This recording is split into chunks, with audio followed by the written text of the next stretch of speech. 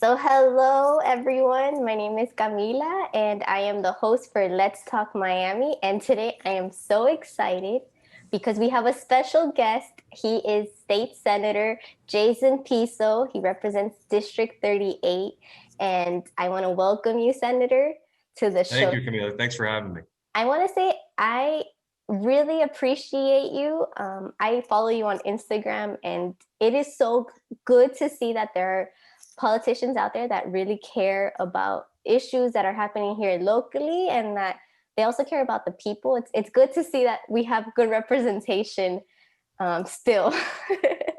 So there's a few of us, Yes, but it's I true. think we're more like people that are in politics as opposed to politicians. Yes, I like that. I like that a lot.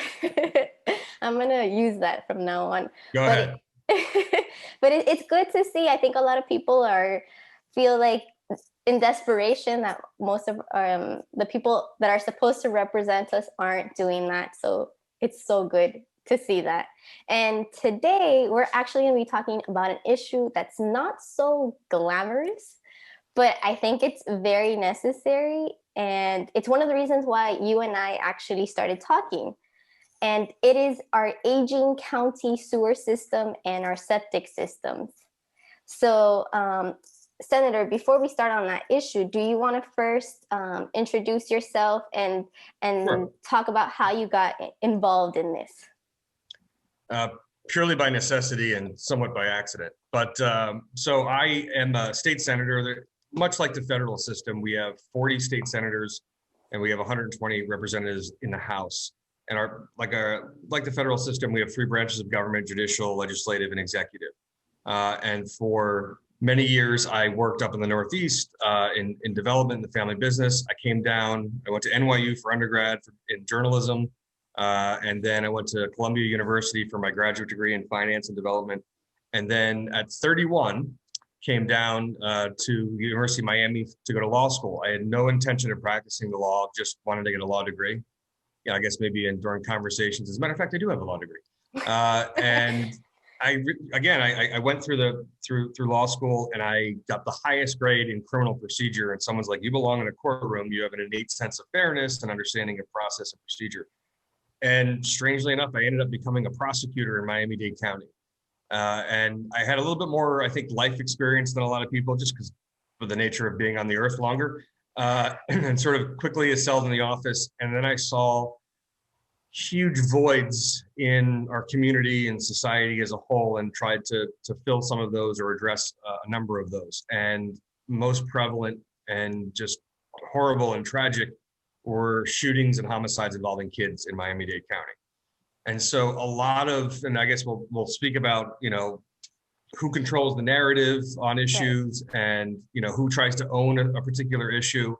And so, it's a little, it's not a cautionary tale. It's sort of an inspirational tale to say, like, the white guy from New Jersey came down and all of a sudden just dove into the issue of Black victims, really, of teenagers, and not just victims of violence, but victims of community and physical plant and structure and infrastructure.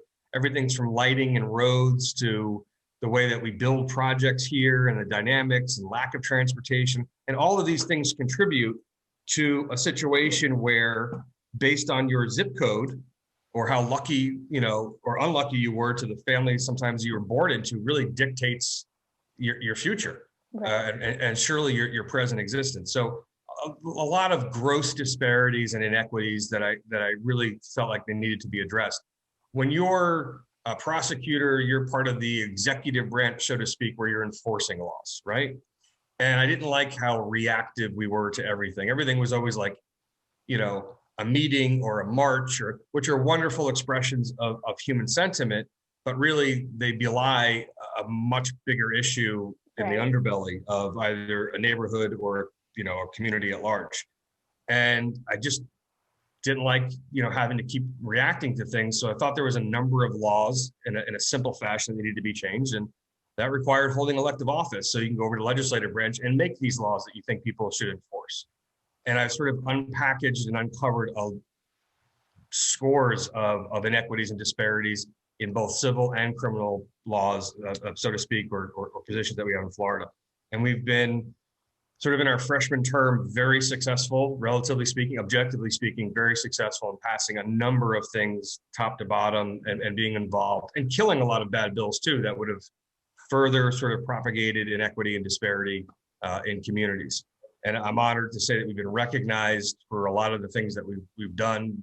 Last year, I was awarded Legislator of the Year by the Miami-Dade Democratic Party.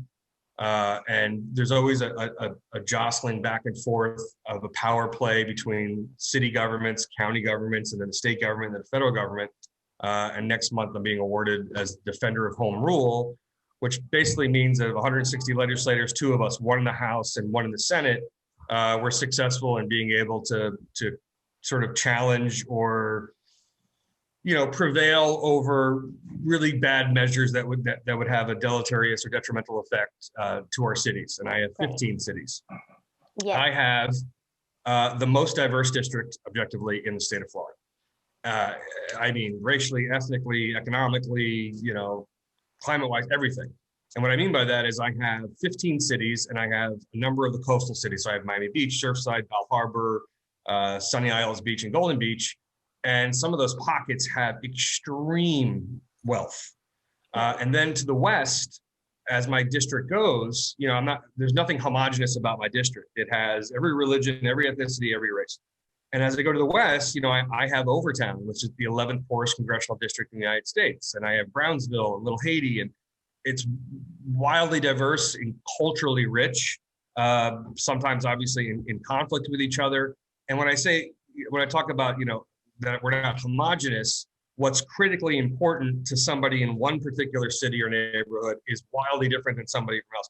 And what I'm looking to do, and the only way really to be successful in this machine of politics and this machine of branches and partisanship and hyper-partisanship and vitriol and acrimony, like you see that we're so divisive right now, is to try to find the middle, to try to find a collection or a basket of things that a common ground that we can agree on, that's critically important, that does not recognize what party you belong to or where you're from, but it's just basically a collection of experiences and common good.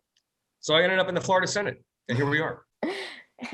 I think it's great, and you bring up a lot of topics that I think in the future we need to talk about more. Sure. But in this case, I think you mentioned your district is mostly the coast, both Miami Beach, Surfside, and also even North Miami. It's on the coast, and I think that when we bring up this issue of our aging sewage and septic system, we're not really just talking about that, but we're talking about the impact that has to our economy, our environment, and even health risks. So do you want to talk about what's the importance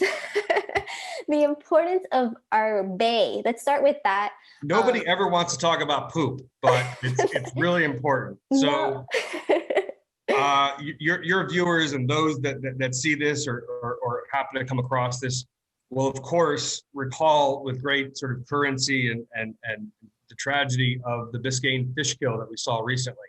Right. And that has been, the most recent sort of demonstration, very visual demonstration. Most people are visual now, but, we read snapshots, we want to see videos, we're visual learners, especially my kids. They're not reading the big old thick books that we had to anymore. But that was sort of an entree for a lot of people for the very first time to realize, well, why did this happen? Right. And then working backwards to get to the root cause. Bittersweet for me, Camelia, because I've been talking about this for a number of years and it's not politically popular. So what do I mean by that? If I can, and when I say I mean like a proverbial, hypothetical politician, if I can slap my face onto a flyer or poster for a food giveaway or for a COVID testing event, that's great and looks great and everybody can get on board with that. If I throw out the first pitch at a Little League game and put it on Instagram, hey, great, yeah. But that's really topical, relatively superficial stuff. Right. And this is what's really important to know is this is a lot like parenting. And I don't mean to say in a very patriarchal kind of like talking at you kind of way.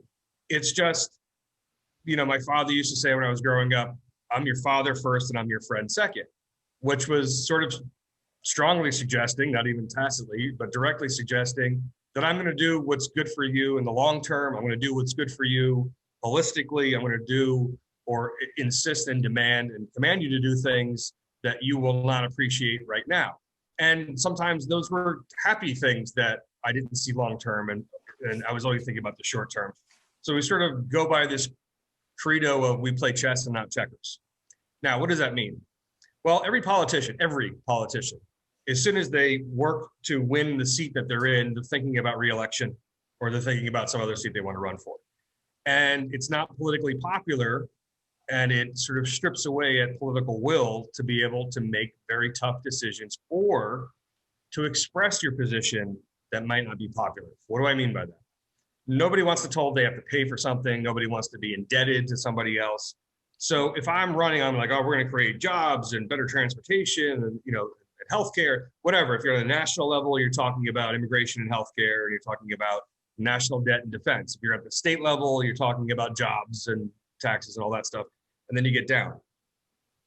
But it's not politically popular traditionally for someone running for a city or county commission seat to talk about something that's really expensive and really difficult, Right. Even if it's really necessary. And so we like to surround ourselves, whether it's professionally or personally, with people that make us feel good and say nice things and tell us we look nice today and tell us that our neighborhood looks nice and everything's fine. But here we are with we, the very. we have costs for real that we have. Here's the reality. That we need to address. In my district, if I tilt this way, you'll see big, huge, towering high-rise condos that some penthouse units sell for $30 million. But they all flush their toilets into a very, very old set of pipes. And so you have to break it down into pretty simple analogies. Nobody, when I started the conversation several years ago, wanted to talk about infrastructure. So this is the simple analogy that I break down for people. If you have a $20,000 car, you'll spend $200 to get it fixed. Yeah. That's pretty fair assumption. If you have a $200,000 condo or house, you'd spend $2,000 to get it fixed, right? More. But you would spend $2,000, right? If something broke or something damaged, whatever, you had a deductible, insurance, whatever. Well, if you had a $400,000 home, you would spend $4,000, about 1% to get it fixed. Well, what if I told you we had a collection of about $400 billion worth of buildings, homes, and businesses in Miami-Dade County? Would you spend up to $4 billion to fix it? And those are the terms that we sort of have to, to think about. Now, as you're aware, and people that will watch this are aware, we have buildings that are like contemplating drone style cars and helicopters and LEED certified. We have these LEED certified platinum, gold, silver buildings that are amazing pieces of architecture, expressions of architecture, and they're wonderful, but they're all topical. Again, their guts, their organs, so to speak, that they go into.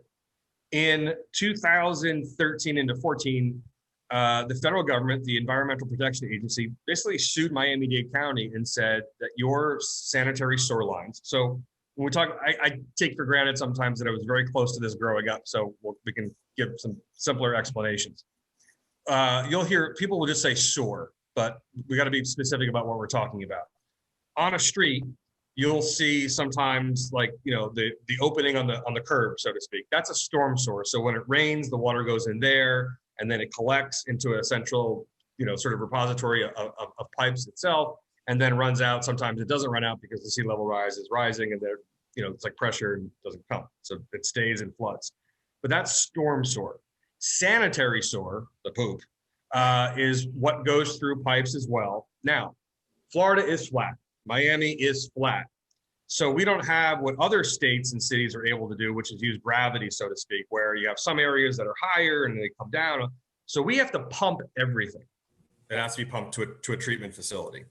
And the Environmental Protection Agency basically sued Miami-Dade County years ago, like I said, to basically tell us that those pipes and the whole system that we have is too old and is not using best practices and is not efficient and is basically ineffective and somewhat dangerous.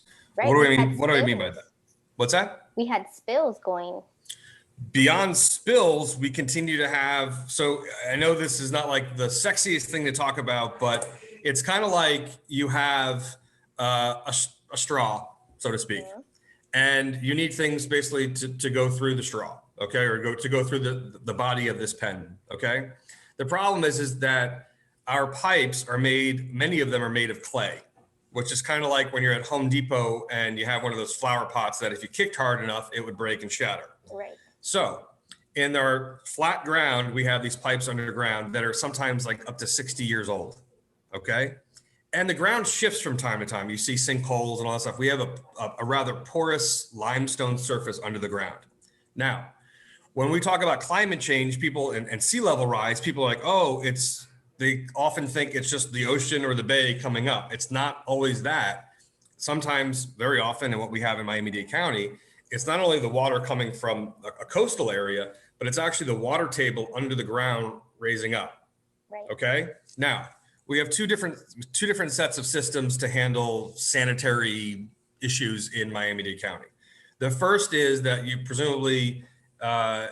Ceballos, at your house, you'll flush the toilet, it'll go down to a pipe, and it'll go basically tie into a city sewer, from the city, which will then go into the county system, and then it gets pumped, and then it gets taken to a treatment facility where it's collected. That water is treated, and one of two things happen, both of which are not great. We can talk about that, but that's sent to a treatment facility. The other idea that has been done, 100 years ago was that you would flush your toilet and it basically goes a pipe from your house, right, into a septic tank in a back or a side yard. Here's the problem. We have about 100,000 septic tanks in Miami-Dade County. Now you ask yourself, wait a second, we live in a world-class area where everyone are stars and celebrities and athletes and entertainers and cultural events and Art Basel and Super Bowl. And we have all of these amazing, awesome, modern things. And we have septic tanks and a lot of them. Septic tanks. And a lot of them. Here's the problem. Like any type of plumbing, piping operation whatsoever, the pipe underneath your sink in your bathroom and your kitchen is going to get clogged up at some point. It has to be cleaned, repaired, or replaced. Now imagine if it was 60 years old. Imagine if it wasn't made out of steel or PVC pipes that, that are flexible, or a rubber sort of hosing, but it was made out of clay and it was 60 years old. And it's also suffering from water table pressure, pushing up and down and making it break and snap and all this stuff. So Miami-Dade County said, all right, you know what? You're right. It's wrong. We need to rip up, repair, and replace it. So there's what's called a consent decree, which is basically an agreement between the parties that the court signs off on that says, okay, it's a settlement offer. The county is saying that they will go ahead and comply. And here's the schedule. Here's the number of years. And we're coming up on 2025 is when it'll expire. And we are nowhere near having complied with the rip up, repair, and replacement of those. So when you'll see on the news a pump station failed, well, you have these literally, like, they look like large generators, but they're pumps.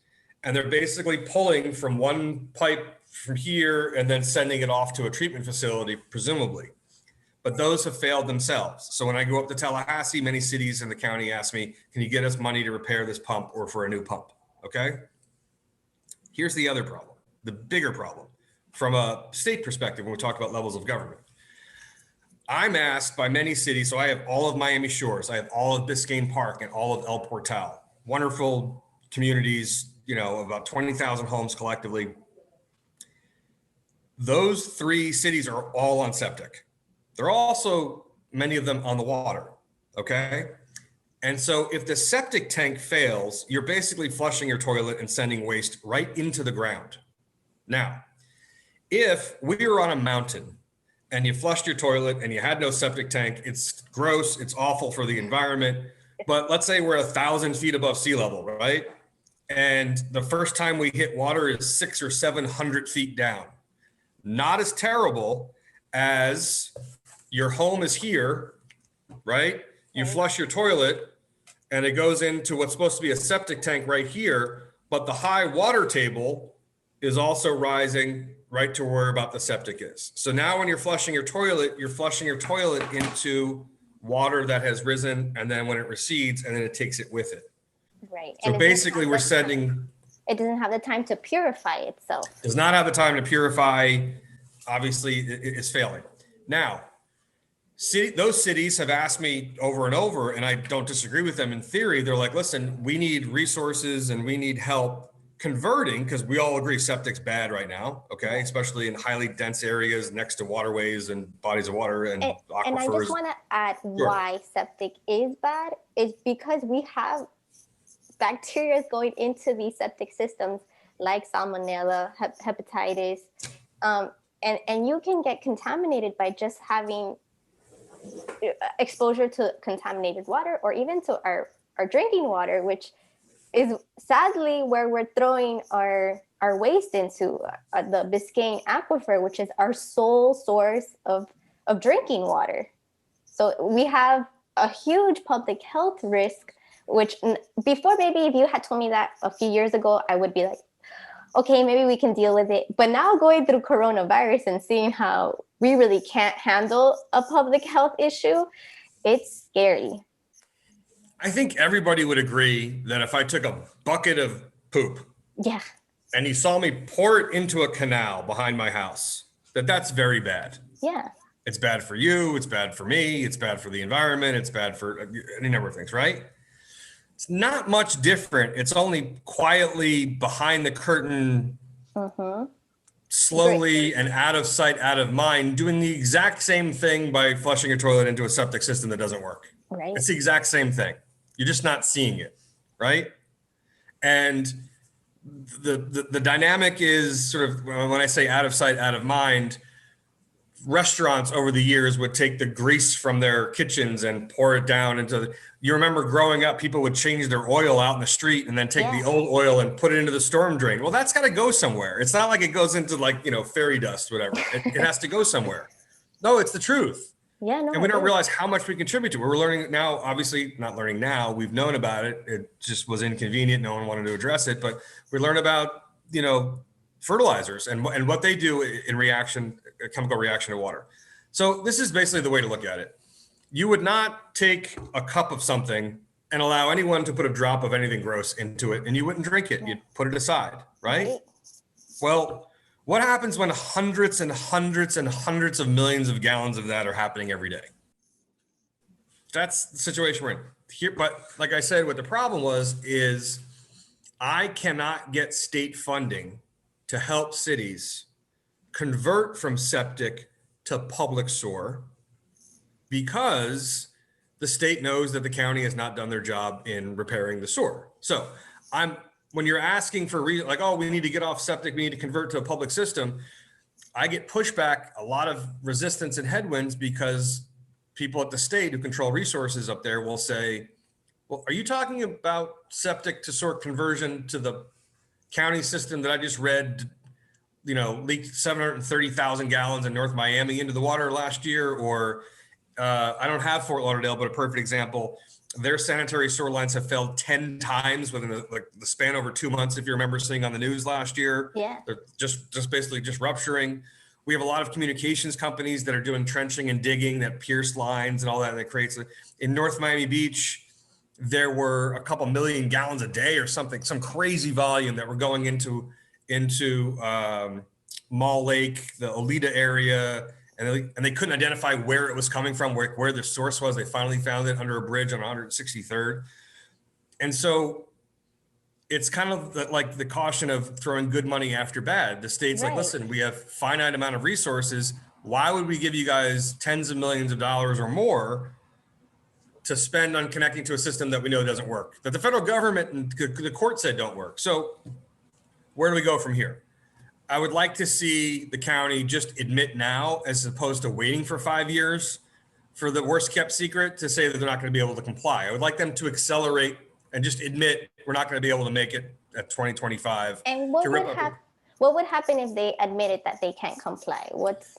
Basically, it's like, so if you don't comply with the settlement agreement, you default, right? Right. So you're basically defaulting on something. You didn't specifically perform with what you were supposed to do. And they may argue, oh, well, we've had substantial performance, we've had partial performance, but really, objectively, they have not. And I don't see it happening in the short term because it's expensive. Unfortunately, with the pandemic, everyone's revenue's gone down, right? So cities and counties operate their revenue stream, their base is basically off of property taxes and the like. The state's general revenue comes from sales tax and other taxes that are collected. So when people are like, I'm a taxpayer, you have to qualify, well, what do you mean by taxpayer? So if you're paying property taxes for your home, the chunks of the money go to the city that you live in, the county, fire and paramedics, school board, and a couple other debt like Children's Trust, things like that. When you go and you buy a coffee at Starbucks, the sales tax goes to the state. And that's basically, what creates a $92 billion budget. Some people pay more than others. Some, corporations pay like up to 5.5%, so on and so forth. What's critically important to understand is that there is a philosophical divide, not even it's not even bifurcated. It's like tangentially all over the place of the actual ideology and philosophy of elected officials as it relates to spending versus investment. So what do I mean by that? The governor's office recently, his spokesperson put on Twitter, which really popped out at me and said, governments don't invest. Well, I disagree with that premise. From the simple economic standpoint of you have national income and it's minus the taxes you pay equals the disposable income minus whatever savings, which doesn't ever change, the savings rate that you put away is basically a collection of government spending and investment spending and the consumer. The consumer makes up 71% of the market. But when we talked about your $20,000 car, would you spend $200? Your $200,000 home, would you spend $2,000? Cities and counties are able to collect property taxes from you and I based on a value of our home. Right. Now, if you have a home that's on one side, west side of the street, and it connects to a sewer system that works perfectly and there's no problem and it's modern and efficient and wonderful, you have a home value. But the exact same home across the street, if it's on a septic system that's failing or inefficient, and it's worth less. Right. If you have a third home that's connected to a public system that fails, that doesn't work, where sewage backs up into the street, creates its own sort of type of blight or inefficiency, and it's just not a modern place to live, like many other cities, sort of at the forefront, it's worth less. And so you have to get your resources and services from somewhere. You have to have ambulances and fire and schools, and you have to have all that. And if you're not getting it from what you're collecting locally, you're going to try to go get it from somewhere else. So perhaps people are not so familiar or comfortable with the word investment, but it takes many forms and many shapes. And so what I mean by that is it's almost like the ounce of prevention kind of dynamic as well. If I can give you $1,000, which will prevent you having to come ask me for $10,000 later in the future, that's an investment. It's almost a preventative investment. It's a hedge. It's an insurance, so to speak. And so if we have all of the homes and businesses in Miami-Dade County with 100,000 on septic are worth more if they're hooked up to a public sanitary sewer system, right? Right. You always got to think in the idea of catastrophe. If you're going to order one T-shirt, you may pay $20. But if we order 1,000, we have economies of scale and purchasing power, right? With larger numbers. And so in that respect, mostly every economic kind of idea or concept is more efficient when you express it in terms of economies of scale or larger numbers. If you're off the grid living in Montana, you're responsible for your own water, your own electric, however you're producing it, your own sewer, however you're disposing of it, and you're going it alone. And that might be great, but it's inefficient and it can be very expensive, especially when you have to comply with regulations if they come down on you. So if you and I in our neighborhood can share both the burden and the benefit of having a system that works, it makes things less expensive for everybody. It's just a very simple economic theory. simple for some people, but we have spent millions of dollars giving away land, helping with stadiums, doing highways to nowhere, all of these really expensive projects. And our cities, in a small sense, will spend North Miami through a Super Bowl party for a couple $1,000,000, right?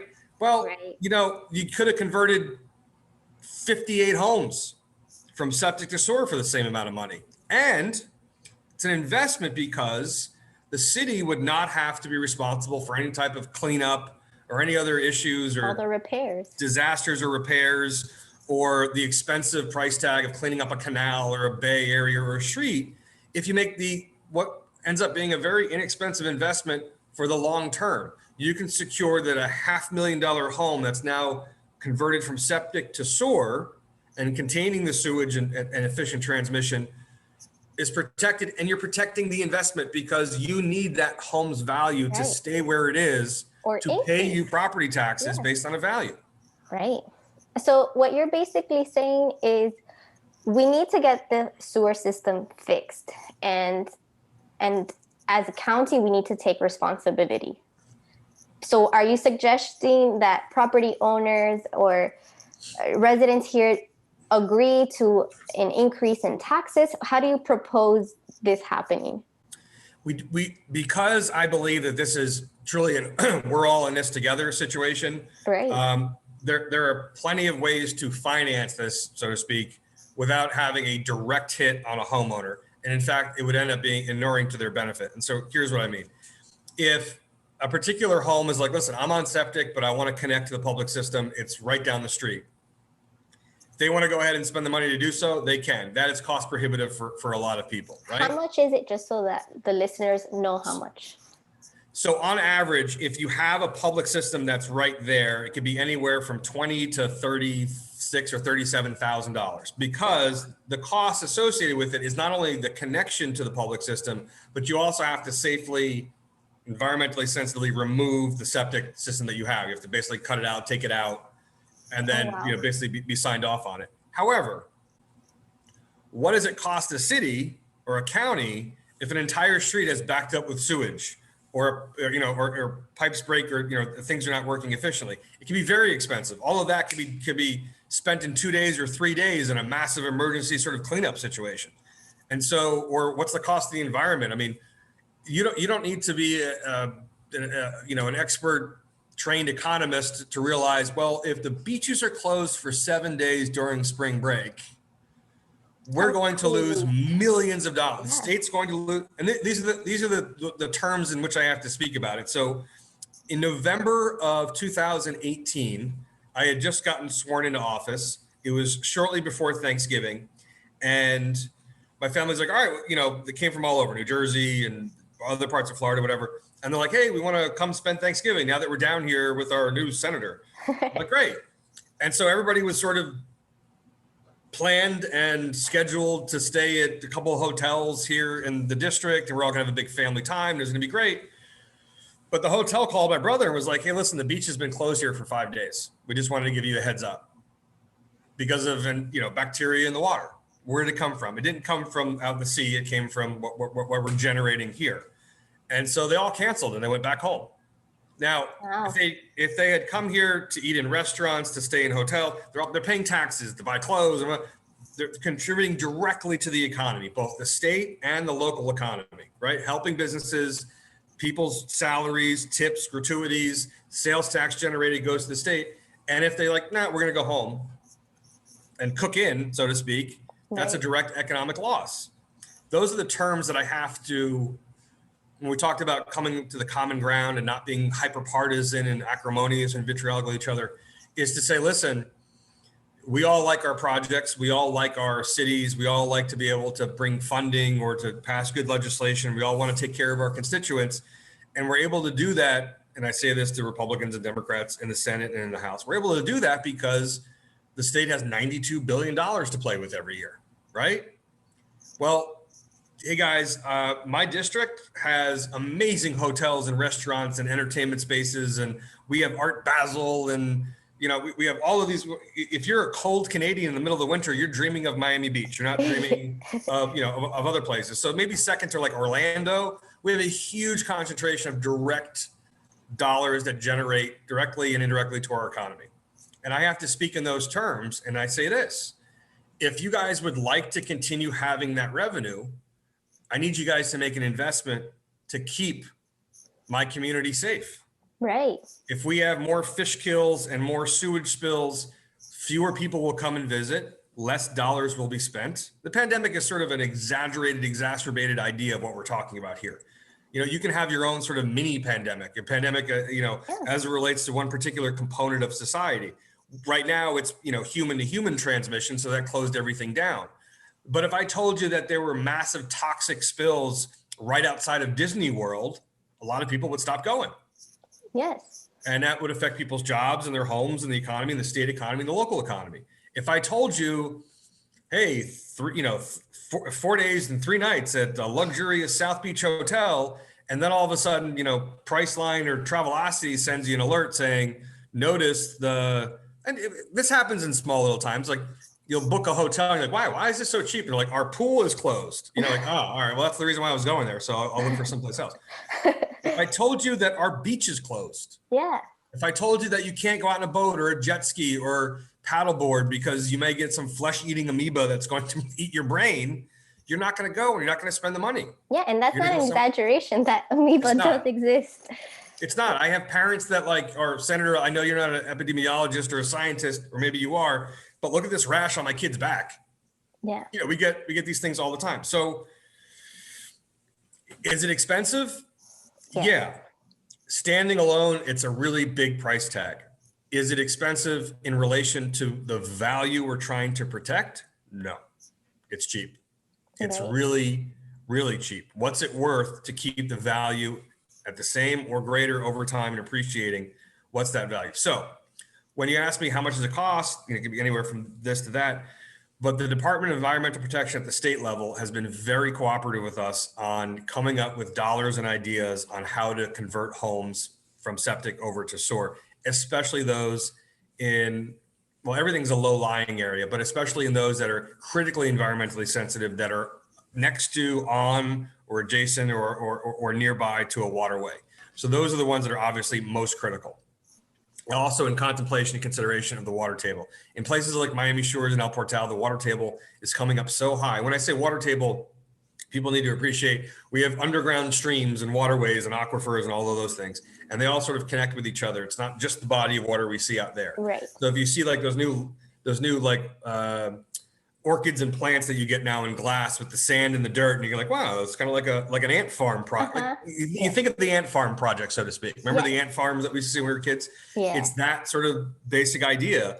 And when the water's raising all the way up, it's going to pull and take everything that goes with it and then float either out to a waterway or back into drinking water. So the biggest philosophical problem, and this goes back to political will and what's popular and people running, is most places have term limits. So people realize that they can now serve for probably only 8 years. These are important, expensive, but critical issues that will protect us for 80 years. And I am not uncomfortable telling you that the majority of elected officials don't like to talk about this stuff because it's not politically expedient for their own position. Right. And so here is my question to you. What role does the voter have in helping also shift the conversation and get these kind of projects moving? Because like, as you say, these are things that are going to benefit us 80 years from now, if not more. So most of America, based on the polls, has decided who they're going to vote for on November 3rd. Right. And if you're civically engaged, you've decided who you're going to vote for in a county race, in a mayoral race, in a city race, who you're going to vote for to be softball team captain, right? So we have our decisions. But you have to make those decisions and lend your support, my humble suggestion, conditional upon their position on things that are really important. Yeah. Now, if I control the narrative and make you drink from the fire hose, which is my campaign platform, to get you to believe by number of impressions on a billboard or a mailer that this is the most important issue, well, then you can be like, all right, what's your position on that issue? And I'll make my determination based on that. But what's really important to you? Now that we're like discovering and learning these things, so I'm humbled by the fact, flattered, I should say, by the fact that a number of people have or continue to ask me for my endorsement, because I have, I think, a pretty decent reputation of no BS. And I tell the truth. Sometimes it's harsh and it's blunt and it's brazen, but it's just the truth is the easiest thing to remember. And I like to say it, and my conscience is clear. So, not to be like political in this space, but when people come and ask me for my endorsement for their race, I see what their purview and authority is. Like, they're running for a position that would have the ability to do what? And then I ask them questions sometimes, or what their position is of things that they really haven't thought about. I will tell you, even when it was a crowded field for the Miami-Dade County mayor seat, all the candidates, only one was willing to discuss and commit to ripping up and repairing, replacing, and doing what was necessary, even if expensive and unpopular as it relates to infrastructure. Everybody else wanted to give a nod and a pleasantry and a platitude. And who was that? Just so that we're not. Daniela Bean Cava was the first one and the only one really to make a commitment to it. Now, and I maybe you saw this on Instagram that I posted, just so it's not like a Johnny come lately, but I posted like clips of me like 3 years ago in public forums saying, guys, it's about, I know you don't want to talk about it because it's expensive and unpopular and doesn't smell good, but it's septic and it's sewer and it's critically important. And when we all got together as a delegation, all of the state representatives and state senators with all of the county commissioners, all that, I'm like, guys, it's about septic, it's about sewer. And nobody wanted to, it was like, yeah, let's move on. What can we do about highways and this? And no, it's about what's underneath, what our organs, so to speak, of our community. Right. And so that was the only candidate that was willing to engage in it. And so that was critically important. So whether you're a first-time voter or you're the CEO of some corporation where a candidate's kissing your butt, it's important to make your support, whether it's a check, a yard sign, or however you're expressing, or your vote, it's important to do so with a commitment and a promise. That's not quid pro quo. That's frowned upon or illegal or unethical. At this point, you need to say, what is your plan? Now, this is the kind of legacy thing that we were talking about before, or lack thereof, about the 8 years versus 80. What's your plan for what happened yesterday? What's your plan for what's happening today? And what are you actually committing to that will improve my life or my neighborhood or my community 15 years from now when you're not even here anymore? Right. Yeah, I agree. I think that's great advice for the voter.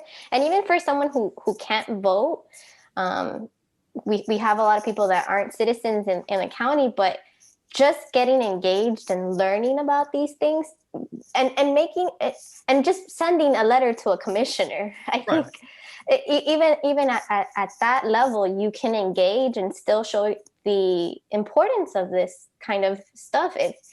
If it is important to you, it is for me. Listen, you said whether or not someone's a voter, but I will tell you, if there are 5 40-year-olds standing outside my office protesting something, hypothetically, no one's ever done that.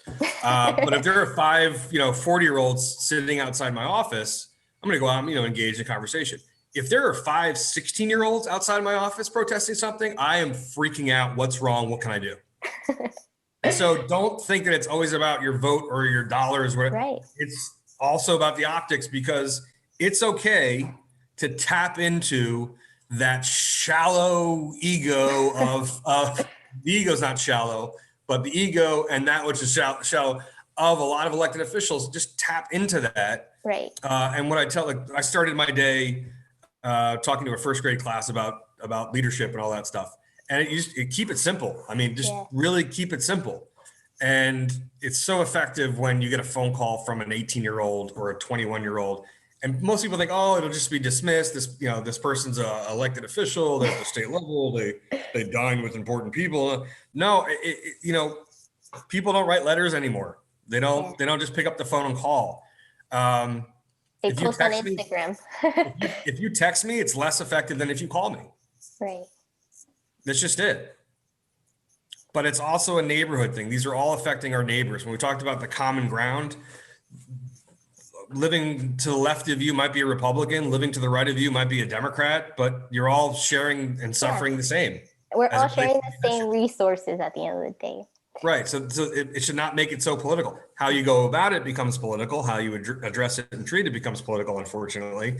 But we need to find the common ground that's really indisputable and to be somewhat inflexible. Yeah. There has to be a plan at a local and state level for infrastructure and for the environment. And if you don't actually hear, I'm so tired of seeing like a headline or like a little byline that says like, I'm all for the environment and climate. What's your actual plan? Okay. Yeah. What's the actual plan? Yeah. I thank you, Senator. It is such good advice to tell people when you're voting or when you're supporting anyone, make sure you actually know the details.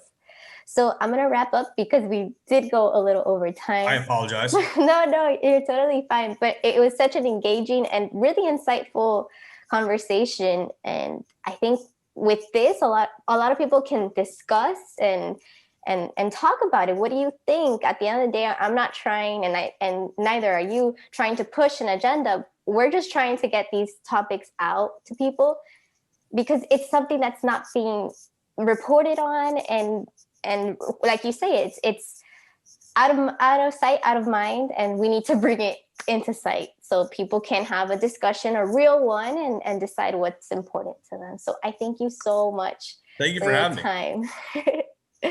Alrighty, I hope you have a great rest of your day. And everyone else, thank you so much for tuning in and listening.